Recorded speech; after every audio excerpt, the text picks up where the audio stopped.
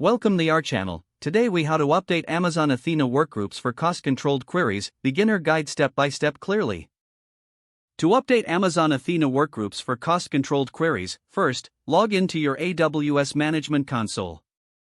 In the search bar, type Athena and select it from the drop-down menu. Once on the Athena dashboard, look for the Workgroups section in the left navigation pane. Click on Workgroups to view all existing workgroups. To create a new workgroup, click the Create Workgroup button located at the top right corner.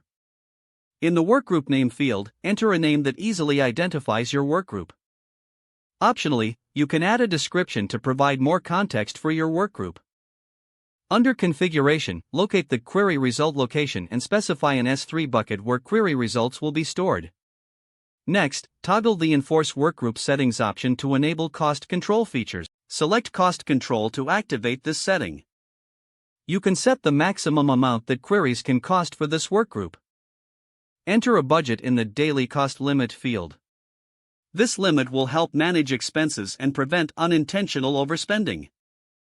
Additionally, you can enable Query Timeout to avoid long-running queries, setting a maximum duration for each query. Once all settings are configured, review your choices. Click the Create button to finalize the workgroup setup. If you wish to update an existing workgroup, select it from the list. Click on the Edit button to modify its settings. Make the appropriate changes to the cost control options as needed. After making your edits, click Update Workgroup to save the changes. Now, you can run queries within this workgroup, ensuring cost control measures are in place. Regularly monitor your queries and overall costs to ensure compliance with your set limits. By following these steps, you can effectively manage costs in Amazon Athena through workgroups. If the page does not load, refresh the browser or try again in a private or incognito window.